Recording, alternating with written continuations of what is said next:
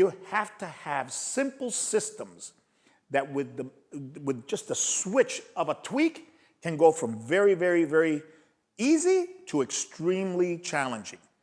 Thank you for watching this video on YouTube. If you like it, you know the deal. Subscribe, hit the button, hit the bell, do the like, do the heart, the whole thing, man. We're gonna talk about the hamstrings. Why?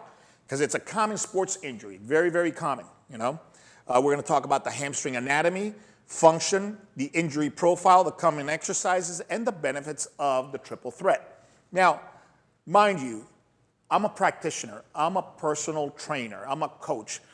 Yeah, you know, I'm doing my doctorate, and yeah, you know, I've had the great, great fortune and super honor of being involved with the NSCA from a long, long time ago. I've been vice president. I've been on the conference committee, you name it. I've probably held that office in the NSCA over the last 25, 30 years. All right, so we have a lot of experience on this floor. I have good experience in the science too, but I want to come to you as a practitioner. So we'll talk about a little bit of the science and theory, but I want to concentrate. I need to, in the way we function as personal trainers and coaches, you can read the science and you can do all of this good stuff with the science and the rehab and all that, but sooner or later, you got to synthesize it into what am I going to do today?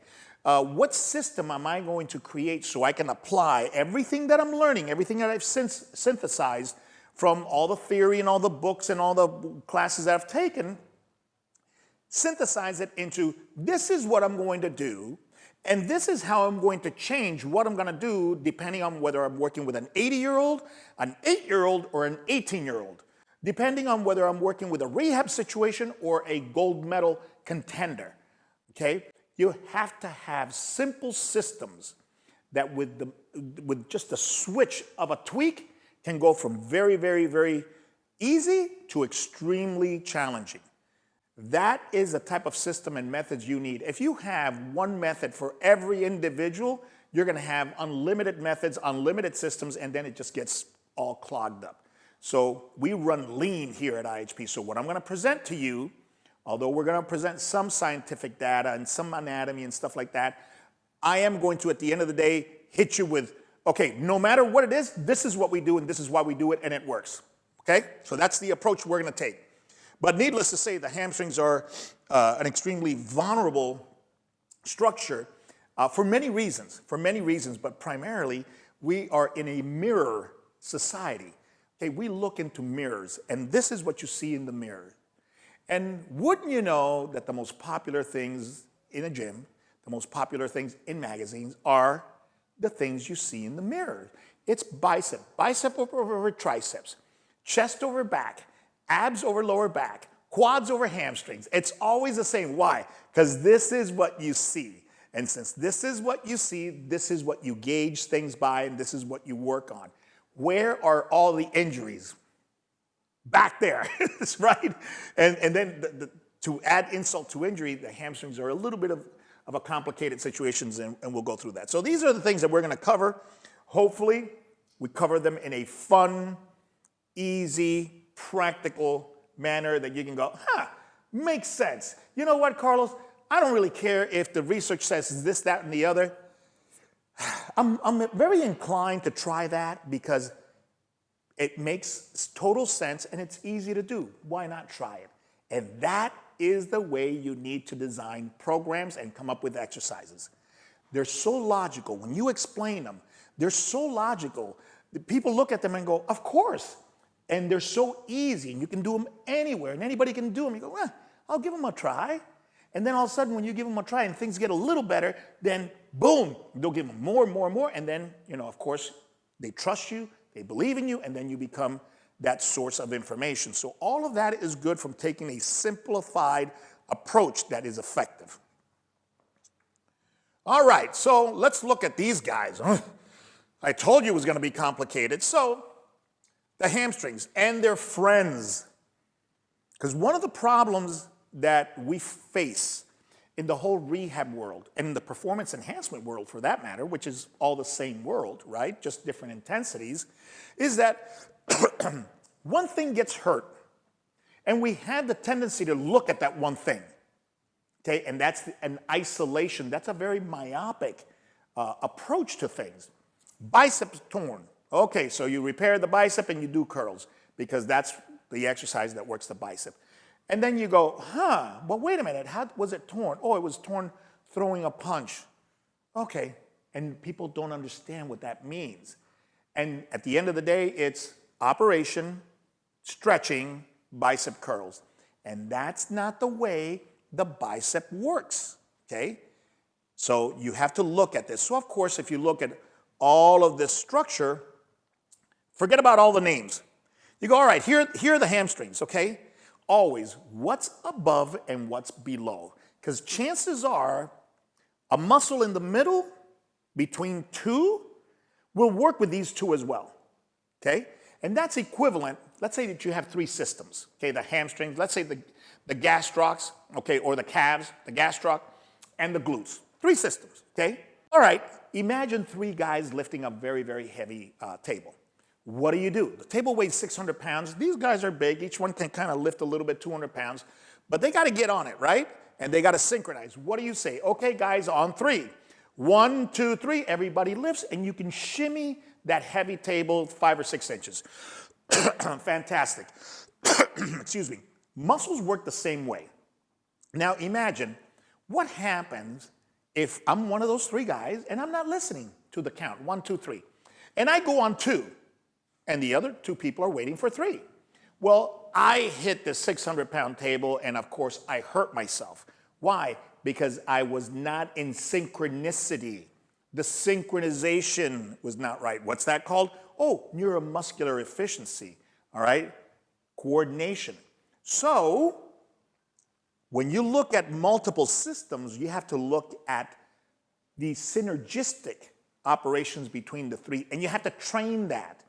Because if the synchronization is not there, you cannot make one muscle strong enough where if the other 2 screw up, it's going to be fine. It's impossible. It'll never happen. And that's why we keep getting hamstring pulls, rotator cuff. The rotators are the size of these fingers. There's no way you can make one rotator cuff so big that it can accelerate the arm, throw a 100-mile-an-hour pitch and be fine with one rotator. It's not going to happen. Okay, so the same thing here. So the first thing that I noticed from this picture is, okay, this guy here crosses this joint, so it's certainly going to work with the glutes. And, oh, it crosses the calf. Well, there's muscles crossing the calf from the bottom here, which are these gastroc muscles. The 2 heads of the gastroc, they cross. The posterior tib and soleus, they're below the knee, but these 2 definitely cross. So I'm going, you know what? These guys probably work with these guys and those guys. Right off the bat, that's the observation. Notice I haven't even talked about names. And that's why we don't have to know names. We have to know how to look at things. Okay, so it's probably pretty important that I start to think on just how this muscle works with that one and that one, right off the bat, right? Okay, so then we look at this one, because I like looking at pictures. I hate reading, right? Okay. This is a different aspect. It doesn't have the gastroc. What do I see here? All right, not only does it work with the stuff down here, and we already know it works with the glutes, but wait a minute. What's up here? Paraspinals, latissimus, that stuff up here. I wonder if this guy here works with those guys there. In other words, I wonder if there's actually 4 guys lifting this table, not 3. Gastroc 1, hamstrings 2, glutes 3, and maybe, just maybe, the paraspinals are number 4. All right, just put that aside, and that's just a technique on how to look at things, okay? All right, so cool.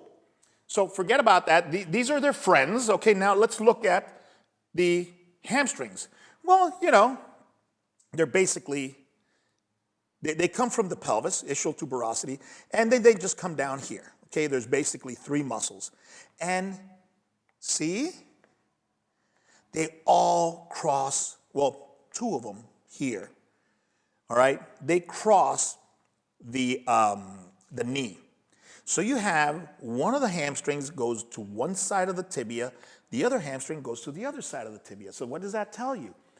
Man, I didn't know the hamstrings went down and were in control of rotation.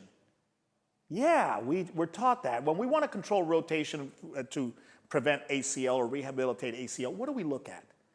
We look at the quads, and with that VMO, the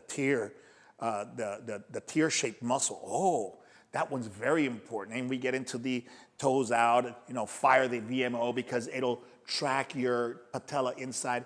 And that's absolute BS. Number one, it'll never do that. Why? Because all 4 quads join one tendon, and then they engulf the patella, and then they go into the tibia. And there's no way one tendon is going to control rotation. But 2 tendons, inside and outside, will control, rotation. Because imagine if I had one tendon. Imagine if I had a horse. It's got a bridle, right? Attached to the back of his ears, and from there I have one rope. So imagine a horse. Boom, with one rope. Can I turn that horse? No. That's your patellar tendon. That's your quadriceps, It cannot rotate or influence rotation. It can't. It's a single tendon down the middle. But imagine if I had reins on this horse, one going from the right and one going from the left. Now, I can turn the horse's head and affect rotation. Well, guess what? The hamstrings affect tibial rotation or relative femoral rotation because of their insertion, right?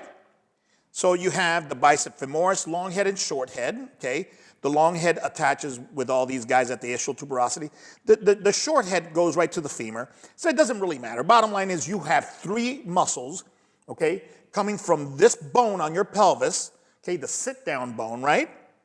And one of them goes to the inside of the tibia, and one of them goes to the outside of the tibia. So just, if you want to control rotation and help that ACL, forget about the quads already.